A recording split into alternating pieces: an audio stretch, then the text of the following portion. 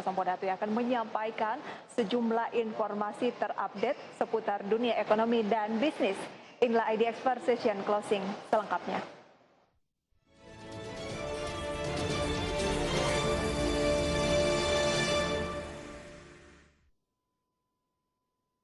Dan pemirsa, untuk memulai ID Expert Session Closing pada siang hari ini kami ajak Anda untuk melihat penutupan indeks harga saham gabungan di sesi pertama pada hari Rabu ini pemirsa. Dapat Anda saksikan dan Anda lihat begitu ya dari data RTI bahwa pergerakan dari indeks harga saham gabungan pada hari ini terpantau sampai dengan penutupan perdagangan di sesi pertama melemah 0,09% di kisaran 6.175 atau turun sekitar 5,8 poin. Sejak pembukaan tadi pagi sampai dengan penutupan sesi 1 pada siang hari ini, IHSG sebenarnya dibuka di teritori positif. IHSG tadi pagi naik di posisi 6.198, kemudian sempat menyentuh level tertinggi selepas pembukaan di 6.216, namun tidak mampu bertahan. Indeks harga saham gabungan menyerah dan turun di sesi 1 6.168. Dan pemirsa, saya ajak Anda sedikit mencermati ya deretan saham-saham yang menjadi top gainers berdasarkan persentase atau persentasenya paling signifikan di sesi 1 adalah saham seperti Banknet Indonesia Syariah. Setelah masuk UMA, Banknet hari ini kembali dapat diperdagangkan atau ditransaksikan dengan kode saham BANK ini naik 24,58% pada posisi 735. Kemudian ada Central Omega Resources Tbk naik 14%, ada Antam naik 5,15% dan juga Indosat pemirsa naik 4%, serta Era Jaya 3,53%. Itu dia 5 emiten yang masuk deretan top gainers based on persentase pemirsa. Sementara kalau melihat dari losersnya sebaliknya gitu ya, 5 saham yang mendominasi pelemahan di sesi 1 adalah Putra Raja Wali Kencana turun 5,7%, IRA Itamara Raya Tbk turun 5,6%, Bull atau Buana Lintas Lautan turun 5,56%, dan KF pemirsa turun 3,89%, serta DGNS turun 3,36%. Itu dia pemirsa 5 emiten yang masuk dalam jajaran top losers berdasarkan persentase. Dan pemirsa, kita lihat untuk pergerakan sektoral berikut ini dapat Anda saksikan di layar televisi Anda. Ini adalah deretan saham-saham ataupun sektor ya yang mendominasi pergerakan pada siang hari ini. Ada aneka industri, pertambangan, konstruksi, dan juga industri dasar. Ya, kita masuk ke kabar seputar emiten pemirsa, di mana PT Era Jaya Swasembada Tbk atau ERA yang masuk deretan top gainers pada hari ini berencana untuk melakukan pemecahan nilai nominal saham atau stock split. Rencana stock split ini pemirsa merupakan pertimbangan dari pesatnya pertumbuhan investor retail di bursa saham dalam beberapa waktu terakhir. PT Era Jaya Swasembada Tbk berencana memecah nilai nominal saham atau stock split dengan rasio 1:5. Aksi korporasi ini akan meminta persetujuan pemegang saham dalam rapat umum pemegang saham luar biasa atau RUPSLB yang digelar Rabu 3 Maret 2021. Perseroan menyatakan stock split bertujuan untuk meningkatkan likuiditas saham perseroan dan meningkatkan daya beli investor retail terhadap saham perseroan. Rencana stock split ini juga mempertimbangkan pesatnya pertumbuhan investor retail di bursa saham dalam beberapa waktu terakhir. Dengan rasio stock split 1:5, maka setiap satu lembar saham bernilai nominal Rp500 akan berubah menjadi 5 lembar saham dengan nominal Rp100. Setelah stock split, jumlah modal disetor dan ditempatkan ERA akan mencapai 15,95 miliar saham. Adapun jumlah modal disetor ERA saat ini adalah 3,19 miliar saham. Berbagai sumber untuk IDX Channel.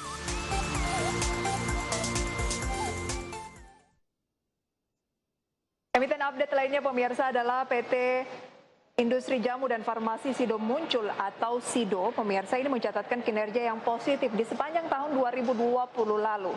Dan ada pun laba bersih SIDO naik 16% secara yen on yen menjadi Rp934 miliar. PT Industri Jamu dan Farmasi Sido Muncul Tbk mencatatkan kinerja yang positif di sepanjang 2020. Laba bersih Sido naik 28% secara year on year menjadi 293 miliar rupiah pada kuartal keempat tahun lalu. Selain itu, laba bersih Sido sepanjang 2020 menjadi 934 miliar rupiah atau naik 16% secara year on year. Peningkatan laba bersih ini juga didukung dengan kenaikan penjualan sebesar 15% secara year on year di kuartal 4 tahun 2020. Sepanjang tahun 2020, Sido juga membukukan pertumbuhan penjualan 9% secara year on year menjadi 3,3 triliun rupiah. Kenaikan penjualan tersebut ditopang penjualan jamu Sido yang naik 23% di kuartal 4 2020. Sementara pendapatan food and beverage naik 2%, namun untuk penjualan apotek turun 37% secara year on year. Berbagai sumber, IDX Channel.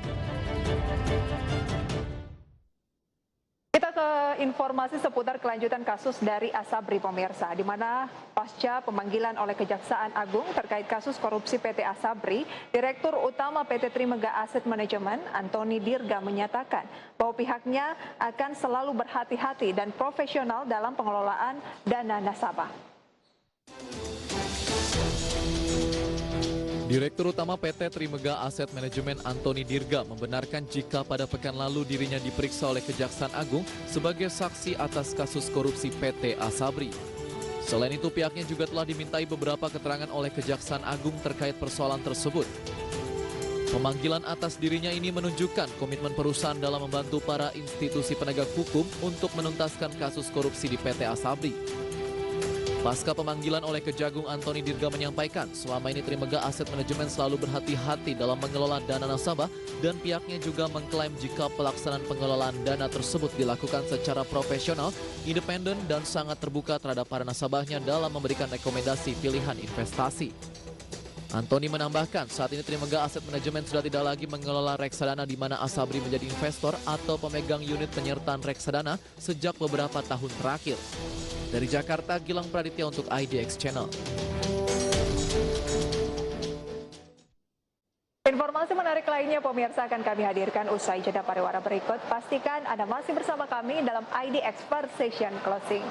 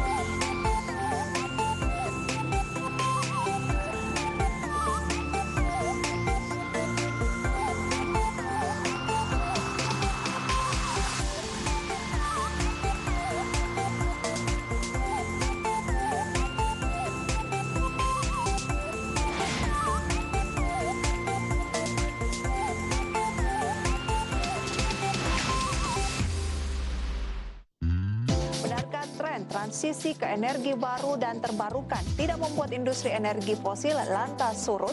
Seperti apa dampaknya terhadap sektor migas? Turunnya atau rendahnya harga minyak dan gas yang sangat drastis turunnya, adanya pandemi yang membuat terbatasnya pergerakan.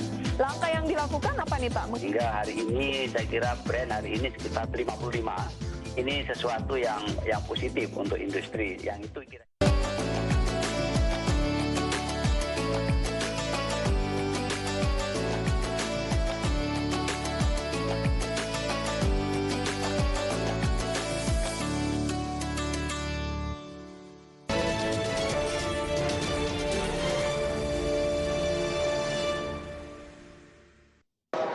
Terima kasih pemirsa, Anda kembali dalam IDX First Session Closing.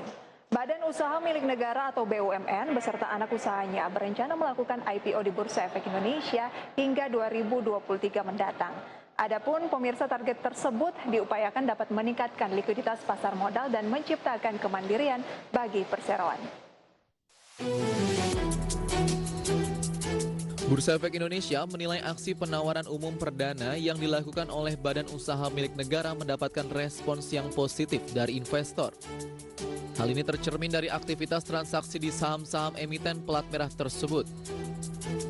Berdasarkan data Bursa Efek Indonesia, sepanjang kuartal 1 sampai kuartal 3 tahun lalu, sebesar 36,13% nilai transaksi saham di Bursa Efek Indonesia berasal dari transaksi jual beli saham perusahaan BUMN dan anak usaha BUMN.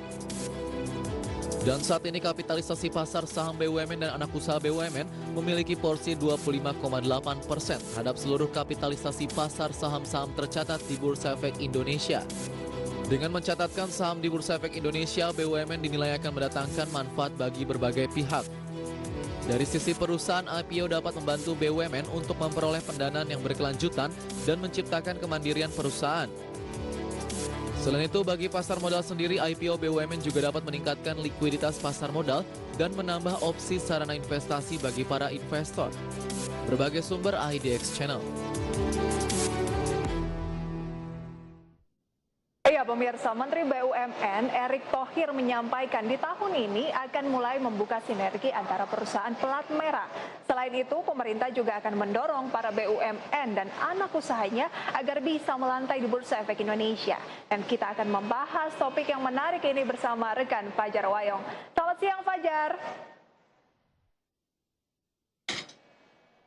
Fajar, selamat siang. Bisa mendengar suara saya dengan jelas? Ya, siang Prisa.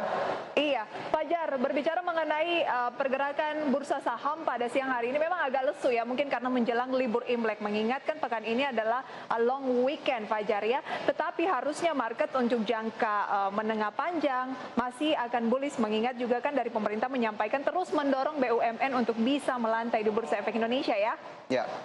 Lantas Fajar, bagaimana sih strategi bisnis BUMN, terutama di tengah pandemi COVID-19 di tahun 2020 ke 2021, kalau kita lihat perjalanannya ya? Ya, jadi memang tadi sudah disebutkan begitu ya, ada salah satu agenda yang akan diusung oleh Kementerian BUMN untuk IPO.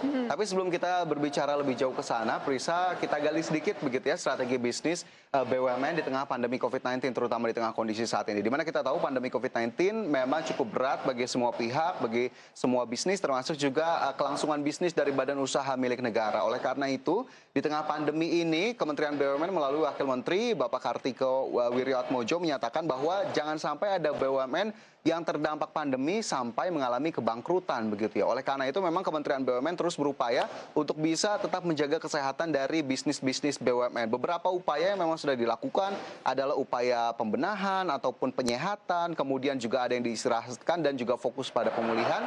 Kemudian juga kita lihat Kementerian BUMN juga melakukan pemfokusan bisnis kembali untuk sejumlah BUMN, terutama untuk penanganan kesehatan di tengah pandemi, dan juga BUMN-BUMN tadi tetap didorong untuk bisa menumbuhkan bisnisnya untuk beberapa waktu ke depan ataupun dalam jangka panjang, tidak hanya mampu bertahan di pandemi COVID-19 ini. Jika kita lihat memang strategi bisnisnya sudah ada beberapa yang dijalankan oleh Kementerian BUMN dan juga manajemen BUMN itu sendiri. Jika kita lihat contohnya ada Garuda Indonesia begitu ya, kita tahu memang problem keuangan cukup menyita perhatian begitu ya untuk Garuda Indonesia, sehingga di kondisi saat ini Kementerian BUMN melakukan upaya untuk menyeimbangkan kesehatan keuangan dari Garuda Indonesia sambil mencari sumber pertumbuhan baru untuk perusahaan. Jadi memang manajemen dan juga kementerian kompak untuk bisa terus mendorong kesehatan keuangan Garuda Indonesia. Upaya-upaya yang dilakukan tentunya juga melakukan penyelamatan, kemudian juga melakukan negosiasi kontrak, termasuk juga sejumlah beban keuangan yang memang masih ada di pos Garuda Indonesia, termasuk juga untuk inovasi ataupun adaptasi dari rute-rute pesawat. Jadi ada realokasi juga di sana, sehingga memang setelah pandemi ini selesai diharapkan Garuda Indonesia sudah memiliki posisi baru dan lebih siap untuk menjalankan bisnis yang lebih baik lagi. Kemudian jika kita bergeser ke sektor farmasi, ada Bio Farma di sana yang kita tahu sebetulnya Bio Farma di hari-hari biasa sebelum pandemi COVID-19 itu biasa-biasa saja sebetulnya operasionalnya, hanya memproduksi vaksin secara reguler untuk polio dan juga TBC, yang ini sebetulnya tidak terlalu spesial. Tapi di tengah pandemi COVID-19, pemerintah melalui Kementerian BUMN memfokuskan Bio Farma untuk bisa menjadi pemain global, pemain utama, terutama dalam produksi vaksin, karena memang inilah yang dibutuhkan begitu. Sehingga akhirnya Bio Farma dari BUMN yang tadi kita bilang biasa-biasa saja, memiliki peran yang utama, memiliki peran kunci di tengah pandemi COVID-19 ini. Itu juga termasuk dari strategi pengembangan bisnis BUMN sendiri. Kemudian kita lihat COVID-19 juga menjadi tantangan dan tentunya menjadi peluang begitu ya bagi sejumlah BUMN untuk bisa mengembangkan dan berinovasi dengan bisnisnya, di mana memang strategi bisnis jangka panjang tetap harus menjadi landasan. Kemudian ada benang merah yang kita tarik dari langkah-langkah yang dilakukan Kementerian BUMN dan juga pernyataan-pernyataan terbaru, di mana kita tahu pembenahan, kemudian juga pengembangan strategi bisnis terus dilakukan. Beberapa di antaranya dengan cara melakukan merger, begitu yang kita tahu ada beberapa BUMN yang di merger satu dengan yang lainnya. Kemudian juga holdingisasi, pembentukan holding-holding dari sejumlah BUMN untuk menjadi satu payung. Dan juga yang tidak kalah penting dan menarik adalah IPO. Ini juga yang menjadi salah satu langkah dari Kementerian BUMN untuk bisa mengembangkan bisnis BUMN untuk bisa lebih berkembang lagi, Prisa. Baik, berarti cukup banyak begitu ya strategi yang dilakukan oleh BUMN melakukan pembenahan bisnis ya. Dan lagi-lagi soal IPO ini, Fajar, Menteri BUMN Erick Thohir menyatakan bahwa akan ada sejumlah BUMN yang akan IPO. Bagaimana terkait dengan hal ini?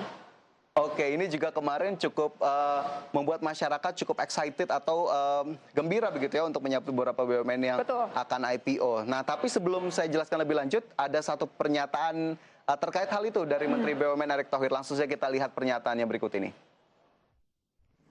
Untuk 3 tahun ke depan, saya bersama para wamen, dan ini menjadi bagian tadi, transparansi, good corporate governance, kita akan melistingkan lebih banyak BUMN lagi, anaknya atau cucunya.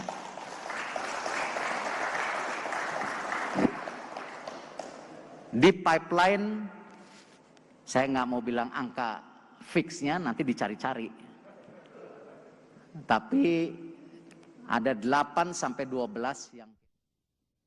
Nah, dari pernyataan Menteri BUMN tersebut, Prisa, akhirnya kita tahu bahwa tidak memang hanya BUMN-nya saja, tapi anak dan cucu usahanya yang memang masuk dalam pipeline untuk ditawarkan ke publik melalui IPO begitu ya oleh Kementerian BUMN. Dan untuk melihat lebih jauh, ini saya juga punya sedikit datanya apa saja sih sebetulnya BUMN ataupun anak atau cucu usaha yang akan di IPO-kan. Anda juga bisa mencermati di layar televisi Anda, pemirsa, di antaranya ada anak usaha Pertamina yang bahkan sudah dikonfirmasi juga di kuartal 3 ataupun kuartal 4 di tahun ini akan IPO. Kemudian dari sektor konstruksi ada anak usaha dari Adikarya, ada Adi Komuter Property dan juga Adi Persada Gedung yang sebetulnya sudah direncanakan dari 2019 lalu. Tapi sayang sekali memang kita tahu pandemi COVID-19 menjadi pertimbangan bagi manajemen Adikarya untuk menunda IPO dari anak usaha. Kemudian juga ada anak usaha Wijaya Karya masih dari sektor konstruksi, ada Wika Realty yang juga sebelumnya bisa kita katakan gagal begitu ya untuk menggelar IPO, tapi memang ini juga dikejar untuk bisa direalisasikan. Kemudian ada Telkom, ini ada Daya Mitra Telekomunikasi atau Mitratel yang juga digadang-gadang akan segera IPO.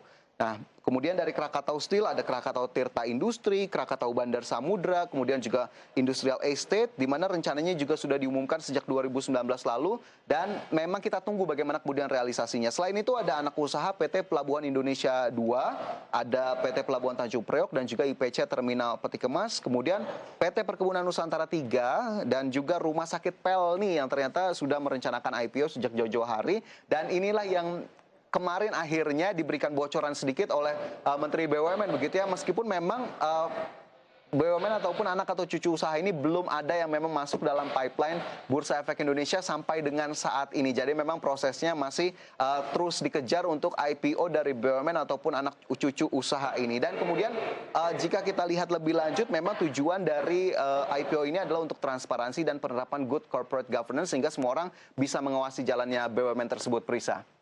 Oke, memang belum ada dalam deretan pipeline yang ada di Bursa Efek Indonesia. Jadi kita harus kawal terus ya Fajar agar BUMN dan anak usahanya ini benar-benar bisa terkonfirmasi IPO di lantai Bursa Efek Indonesia. Betul. Baik, Fajar, tadi kamu menyatakan bahwa banyak sekali investor yang excited dengan informasi ini, apalagi dengan disampaikannya langsung oleh Menteri BUMN ya, ada rencana dari sejumlah BUMN untuk IPO atau melantai di Bursa Efek Indonesia. Tapi lebih jauh, Fajar, apa sebenarnya yang menarik dari agenda IPO BUMN tersebut? Nah, yang menarik, Prisa, dari agenda IPO BUMN yang sudah disebutkan ini, bahwa Kementerian BUMN menyatakan dan bahkan menjamin tidak main-main untuk melakukan IPO ini. Karena memang hanya saham-saham atau perusahaan-perusahaan BUMN yang berfundamental bagus saja yang nantinya akan ditawarkan kepada publik. Kemudian juga kementerian atau pemerintah memandang saham-saham BUMN ini cukup layak untuk dikoleksi oleh investor begitu ya, karena kita tahu bahkan dari pernyataan Bursa Efek Indonesia saja menyebut beberapa BUMN yang memang sudah IPO dominan atau mayoritas diantaranya memiliki kinerja yang baik begitu ya. Bahkan ada 5 BUMN dengan market caps terbesar di Bursa Efek Indonesia. Sehingga memang tentunya yang menarik dari hal ini adalah untuk investor, berarti Anda harus siap-siap untuk menyambut IPO ini karena memang akan ada lebih banyak pilihan. Apakah kemudian sektornya cukup menarik untuk Anda atau usaha-usaha dari BUMN ataupun anak cucu usaha ini juga termasuk masuk dalam karakter atau risiko atau profil investasi Anda. Sehingga memang inilah yang tentunya sangat menarik untuk dinantikan, Prisa. Baik, selain IPO sejumlah BUMN, adakah agenda lain terkait pengembangan bisnis BUMN juga yang bisa menjadi perhatian? Oke, selain IPO begitu tadi sebetulnya sudah saya sedikit bocoran begitu terkait dengan IPO, merger, kemudian juga holdingisasi yang memang terus dilakukan oleh Kementerian BUMN dan juga pemerintah untuk kemudian mengembangkan bisnis BUMN. Di mana saya ingin spesifikkan ke holding begitu ya dan juga merger. Untuk merger kemarin kita tahu ada Bank Syariah Indonesia begitu ya yang merupakan gabungan dari Bank Syariah Mandiri, kemudian juga BRI Syariah dan juga BNI Syariah, dan ini juga cukup mengambil perhatian masyarakat begitu ya karena ini menjadi bank syariah terbesar begitu disebut-sebut di Indonesia. Kemudian dari sisi holding kita lihat sejumlah holding memang sudah dibentuk sebetulnya oleh Kementerian BUMN dari beberapa tahun lalu. Lagi-lagi memang ini untuk kepentingan bisnis BUMN dan juga untuk bisa menjaga industrinya tetap sehat. Ada holding pertambangan yang sudah dibikin dengan nama Main ID, isinya ada Inalum, kemudian Antam, PT Bukit Asam, Timah dan juga Freeport Indonesia dan juga Vale Indonesia. Kemudian holding lainnya juga sudah dibentuk adalah holding migas antara PGN dan juga Pertamina. Kemudian holding farmasi, holding rumah sakit. Nah ini juga yang memang masih terus digodok oleh pemerintah ataupun Kementerian BUMN. Kemudian juga ada klasterisasi dari BUMN itu sendiri, ada klaster pangan yang diketuai oleh RNI, salah satu BUMN di sektor pangan. Dan juga saat ini yang memang sedang diperbincangkan dan memang kemarin juga banyak diberitakan begitu terkait holding ultramikro yang memang saat ini tengah masuk dalam proses pembentukan ataupun pendirian, di mana anggota dari holding ultramikro ini sendiri adalah BUMN-BUMN yang fokus pada pembiayaan, Prisa. Jadi holding juga cukup menarik kita lihat. Baik, berarti banyak sekali memang upaya-upaya ya ataupun skema-skema yang dilakukan oleh pemerintah bagaimana agar BUMN ini kinerjanya bisa jauh lebih baik dan kalaupun IPO juga liquid dan menarik untuk dijadikan alternatif investasi saham ya. Nah, betul. Yang terbaru Fajar adalah terkait informasi holding ultramikro. Tampaknya nih ada BRI, kemudian juga PT Pegadaian, tapi mungkin Fajar bisa jelaskan lebih jauh sebenarnya siapa saja yang masuk dalam holding ini dan skema pendirian holding ini sendiri seperti apa? Oke, Prisa, jadi terkait dengan holding ultramikro, pemirsa dapat Anda cermati juga di grafis yang sudah kami persiapkan, di mana anggota dari holding ultramikro ini sendiri ada Bank Rakyat Indonesia atau BBRI, begitu ya kita tahu, kemudian Pegadaian Persero, dan juga Permodalan Nasional Madani atau PNM. Di mana nanti BRI akan menjadi induk dari holding ultramikro ini. Tapi sebetulnya apa tujuan dari pembentukan holding ultramikro ini, Prisa? Jika kita lihat lebih lanjut dan dari pernyataan pemerintah, holding ultramikro didirikan dengan tujuan untuk menciptakan efisiensi dari biaya dana atau cost of fund di antara ketiga BUMN yang terlibat. Kemudian tujuan yang kedua adalah sinergi jaringan, sehingga perluasan bisnis dapat dilakukan dengan biaya atau cost yang tentunya lebih murah. Kemudian yang ketiga adalah menghasilkan sinergi digitalisasi dan platform pemberdayaan pelaku usaha kecil di Indonesia. Jadi memang kita tahu holding ultramikro ini fokus sekali, spesifik sekali untuk mengembangkan bisnis dari pelaku usaha mikro di Indonesia. Karena banyak sekali, bahkan hampir lebih dari 20 juta begitu ya dari 60 juta pelaku UMKM di Indonesia belum tersentuh oleh lembaga institusi keuangan resmi, sehingga ini yang juga menjadi catatan untuk pemerintah untuk mendirikan holding ultramikro ini. Jadi informasinya juga dapat Anda perhatikan pemirsa, tadi anggota holding dan juga tujuan. Sementara tadi yang Prisa juga tanyakan adalah bagaimana sih sebetulnya skema pendirian dari holding ultramikro ini. Sedikit yang bisa juga saya jabarkan dan saya highlight begitu ya dari pendirian holding ultramikro ini adalah melalui proses right issue dari Bank Rakyat Indonesia ataupun BRI, di mana prosesnya secara sederhana yang pertama adalah right issue dilakukan BRI setelah mendapat arahan dari Komite Privatisasi dan juga rekomendasi dari Menteri Keuangan serta berkonsultasi dengan DPR.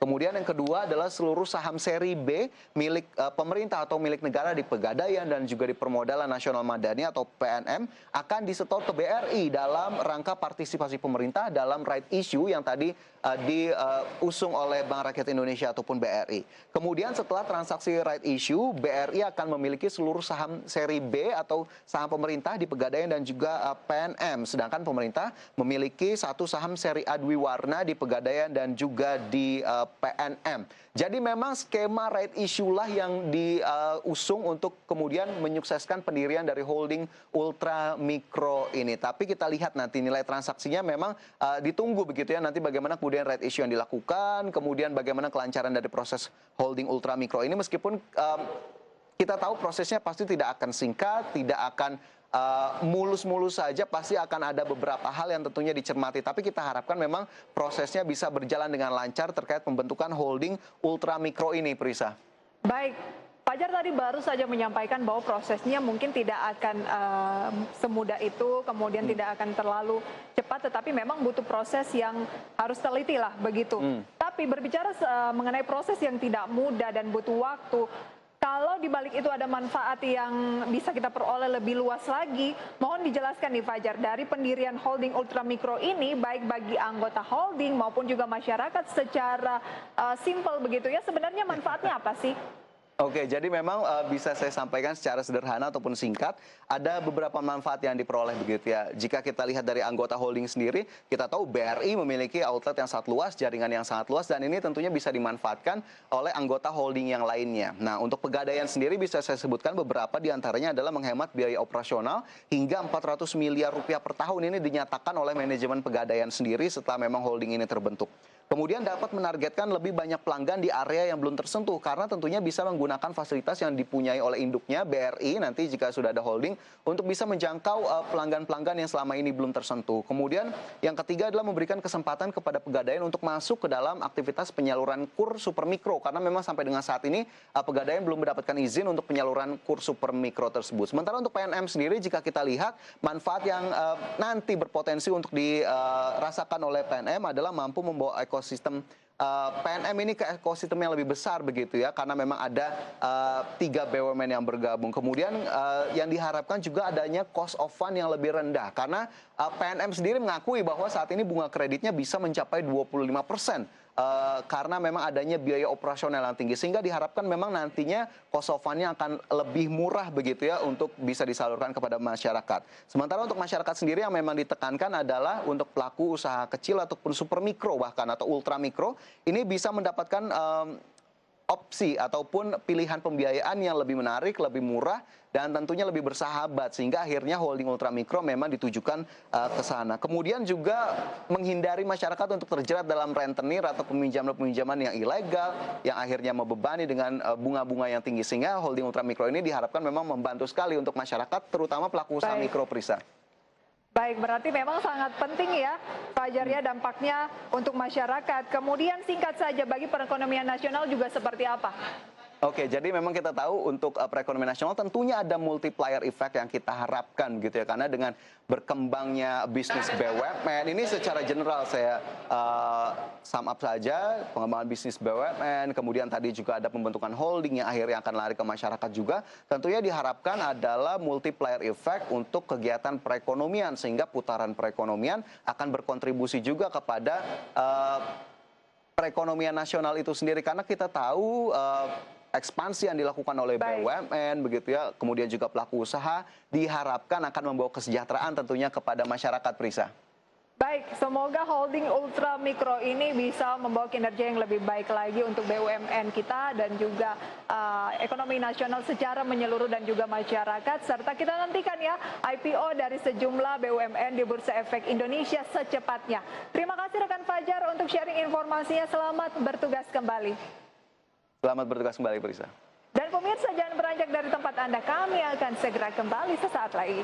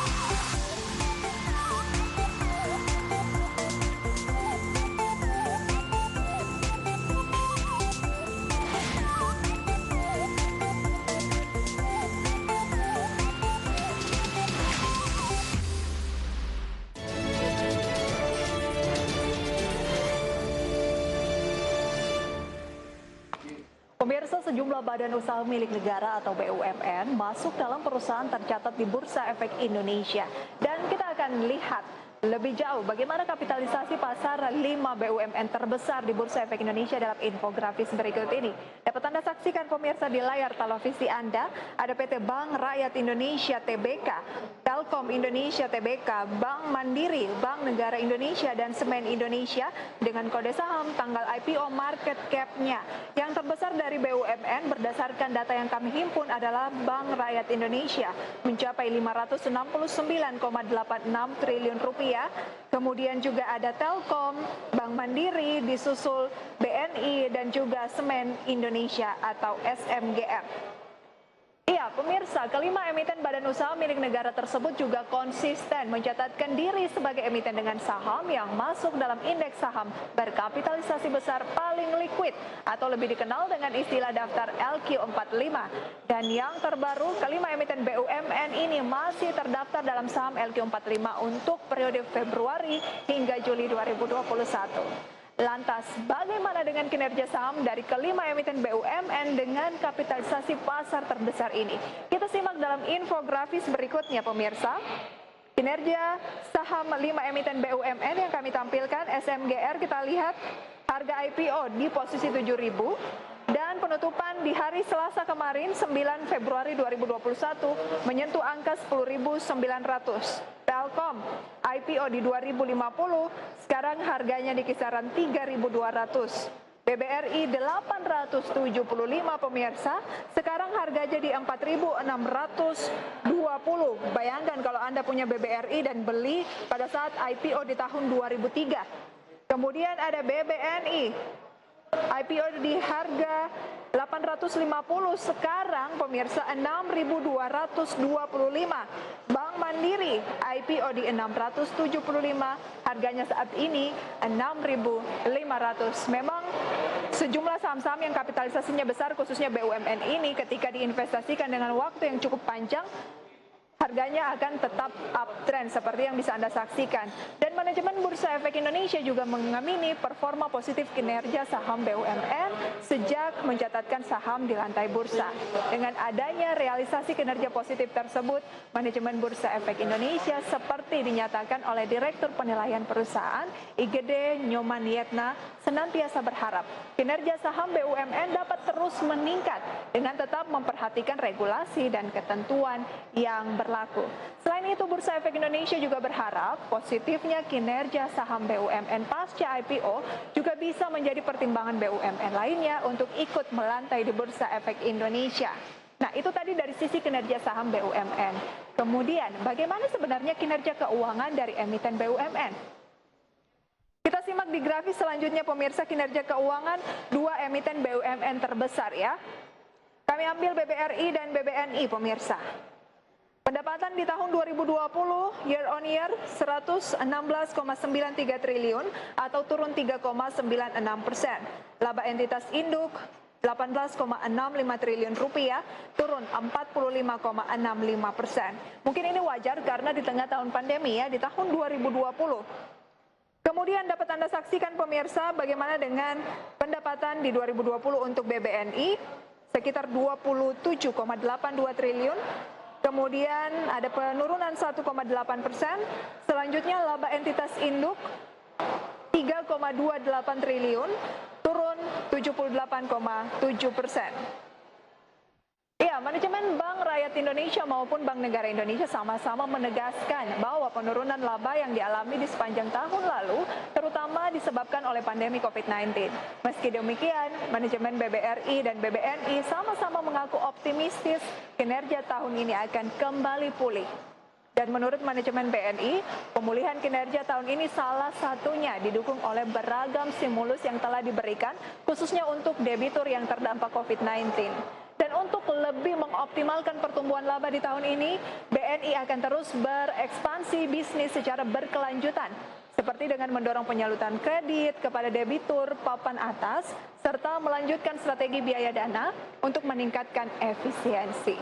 Dan kembali ke posisi emiten BUMN di Bursa Efek Indonesia, bagaimana sebenarnya porsi pangsa pasar BUMN di antara emiten yang tercatat di BEI? Kita lihat dalam grafis selanjutnya pemirsa. Ini adalah market cap BUMN. Indikatornya adalah kapitalisasi pasar BUMN di BEI, nilainya 1.822,7 triliun rupiah. Kapitalisasi pasar Bursa Efek Indonesia sendiri 7.309,21 triliun rupiah. Kami koreksi ya pemirsa, kapitalisasi pasar BUMN ini 1.822,7 triliun rupiah. Demikian juga dengan Bursa Efek Indonesia 7.309 triliun rupiah. Sementara market cap share emiten dari total emiten adalah 25%. Nah, terkait dengan rencana IPO sejumlah BUMN maupun anak usaha dari BUMN, manajemen Bursa Efek Indonesia menyatakan rencana tersebut mendapat respon positif dari investor. Karena itu IPO tersebut bisa segera dilaksanakan karena akan membawa dampak positif bagi perusahaan. Nah, bagi pasar modal juga maupun bagi pemerintah. IPO BUMN dinilai dapat meningkatkan likuiditas pasar modal dan menambah opsi sarana investasi bagi para investor pasar modal. Nah, itu dia pemirsa informasi seputar kapitalisasi ataupun perkembangan dari sejumlah emiten BUMN yang liquid di Bursa Efek Indonesia. Dan jangan kemana-mana pemirsa, karena setelah ini kami akan kembali dengan sejumlah informasi menarik lainnya. Tetaplah di ID Expert Session Closing.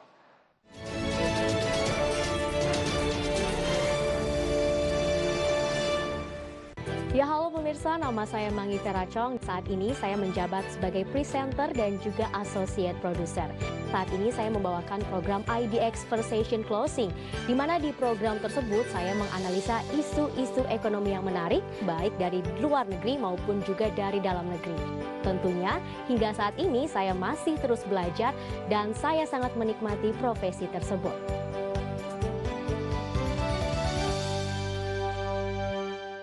Ya, Otoritas Jasa Keuangan telah resmi menerbitkan belit yang mengatur modal inti minimum bank. Dengan penerbitan aturan ini, bank ini heavily regulated, Mas. Jadi bank itu nggak bisa pindah tangan begitu saja, harus approval oleh OJK. Menteri Keuangan Sri Mulyani Indrawati mengatakan bahwa industri keuangan syariah tumbuh mengesankan. Di masa pandemi ini kita masih bisa bertahan dan bahkan menunjukkan kinerja yang sangat baik.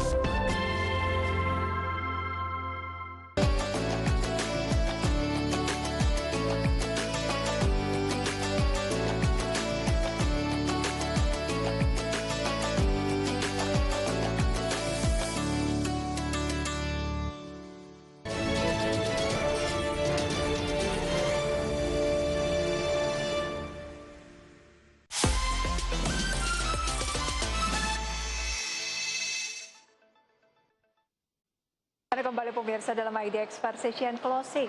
Pembentukan Bank Syariah Indonesia sebagai entitas baru hasil penggabungan Bank Syariah dinilai sebagai langkah penting yang dilakukan pemerintah dalam pengembangan ekonomi syariah. Kita simak selengkapnya dalam tayangan ID Extainment berikut ini.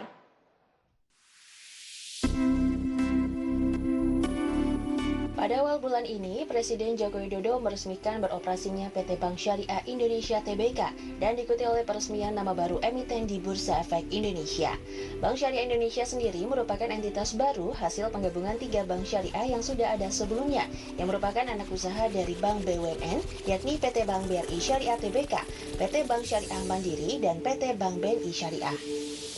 Sejumlah kalangan termasuk Presiden Joko Widodo menilai pembentukan satu entitas baru bank syariah milik negara merupakan bukti keseriusan pemerintah dalam mendukung perkembangan ekonomi syariah. Pengembangan tersebut menjadi penting jika melihat status Indonesia sebagai negara dengan penduduk muslim terbanyak di dunia. Hal itu juga didukung oleh perkembangan ekonomi syariah yang terus meningkat setiap tahunnya. Berdasarkan laporan The State of Global Islamic Economic, sektor ekonomi syariah Indonesia mengalami pertumbuhan yang sangat berarti tiap tahunnya.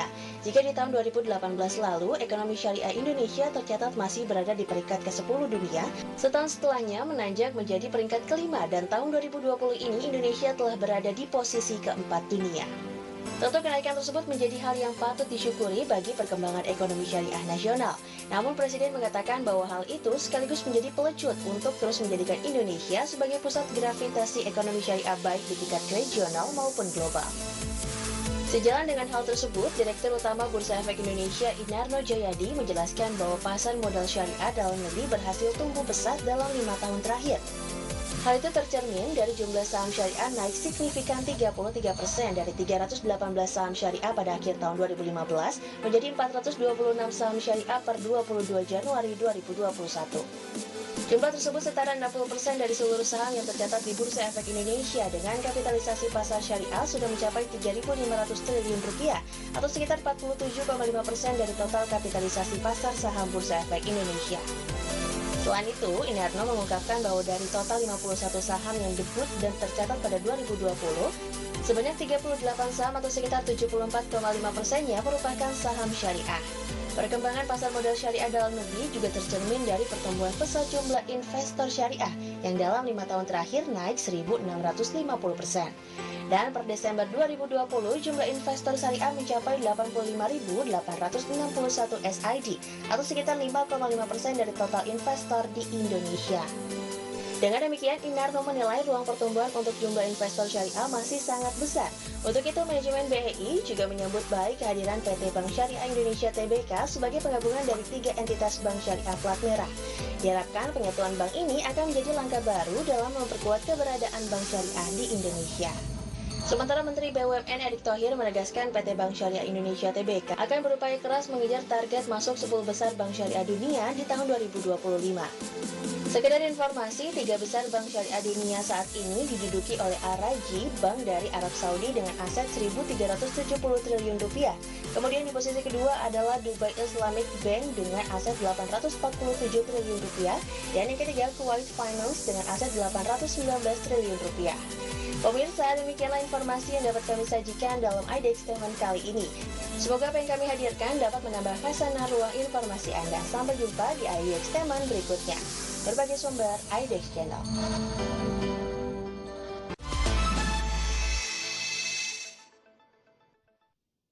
Pemirsa, IDX Precision Closing akan segera kembali sesaat lagi.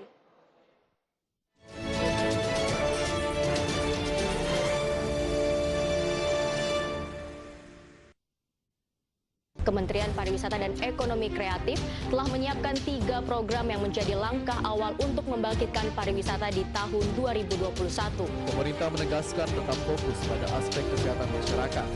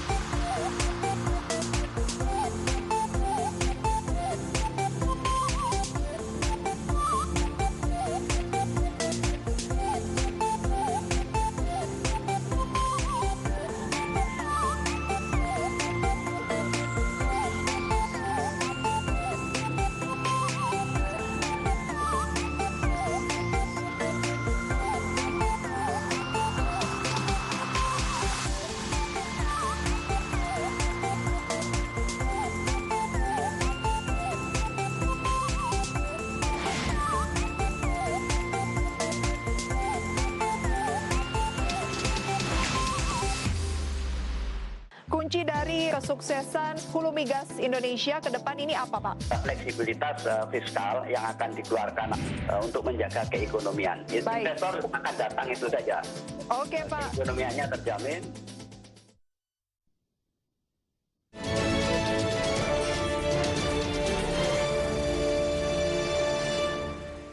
Pemirsa, Iran memulai kampanye vaksinasi corona COVID-19 untuk melawan wabah penyakit mematikan yang tengah melanda dunia.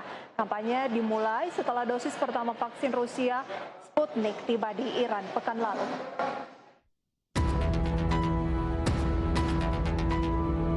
Kabar baik datang dari Iran. Iran telah kedatangan dosis pertama vaksin Rusia Sputnik pada pekan lalu. Mengutip AFP, pihak berwenang menyebut upaya inokulasi Iran dimulai dengan vaksin Sputnik 5 buatan Rusia. Vaksin akan ditujukan kepada sekitar 80 juta lebih populasi Iran. Vaksin gelombang pertama akan diberikan kepada tenaga medis, lansia, dan penderita penyakit kronis.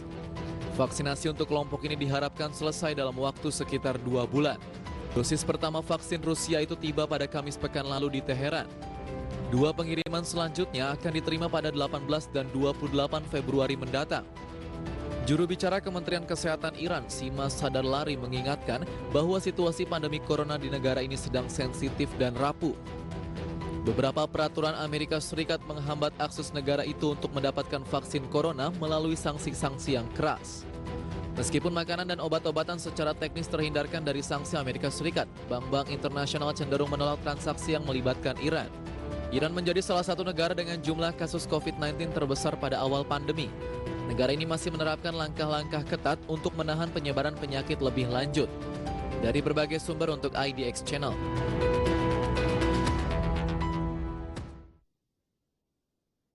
Pemirsa, Huawei terlempar dari daftar vendor smartphone dengan pengiriman perdagangan tertinggi secara global. Tercatat kuartal 4, Huawei mengirim 32,0 juta smartphone. Mengutip laporan perusahaan riset pasar Canalys, Huawei hanya berhasil menempati posisi ke-6 pada kuartal 4 2020 dengan 32 juta smartphone terkirim. Angka ini menjadi catatan buruk untuk pertama kalinya bagi perusahaan dalam 6 tahun terakhir karena ia harus melempar dari daftar 5 besar tersebut. Huawei secara dramatis surut di sebagian besar pasar sebagai akibat dari sanksi Amerika Serikat. Di sisi lain, keputusan perusahaan untuk melepaskan Honor dikarenakan Honor tidak terikat oleh pembatasan yang sama dan pasokan komponen akan dilanjutkan. Meskipun demikian, Honor memiliki tantangan besar. Tak kalah penting, perusahaan perlu masuk kembali ke kanal penjualan yang telah menandatangani kesepakatan multi tahun dengan para kompetitor. Canalys melaporkan pengapalan smartphone di seluruh dunia pada kuartal 4 2020 mencapai 359,6 juta unit, dibandingkan dengan periode sebelumnya yang mencatat penurunan 2%. Apple tercatat memimpin pengapalan smartphone secara global dengan mengirimkan 81,8 juta unit iPhone. Berbagai sumber, IDX Channel.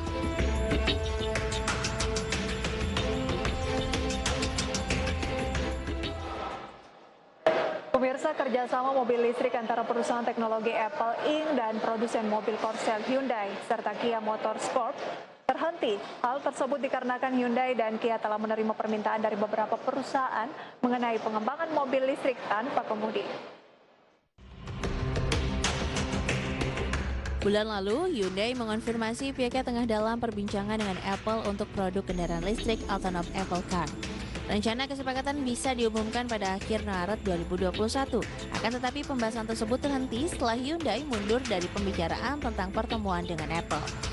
Mengutip Gizmo China, dalam pengajuan Hyundai dan Kia mengatakan kedua perusahaan telah menerima permintaan dari beberapa perusahaan mengenai pengembangan mobil listrik tanpa kemudi.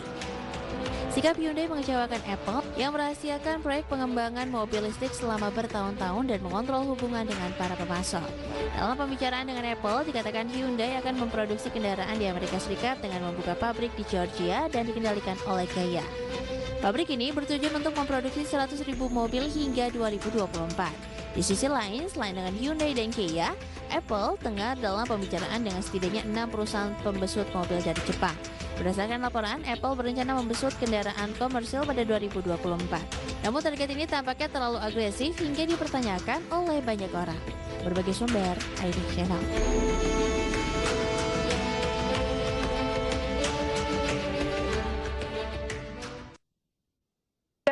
Informasi tadi menutup perjumpaan kita dalam IDX Session Closing kali ini. Semoga berbagai informasi yang telah kami hadirkan dapat menjadi referensi dan sumber informasi untuk Anda. Berbagi terus informasi pasar modal dan ekonomi lainnya hanya di IDX Channel, your trustworthy economic business and capital market channel. Saya Prisa Sampodatu, pamit undur diri. Sampai berjumpa kembali.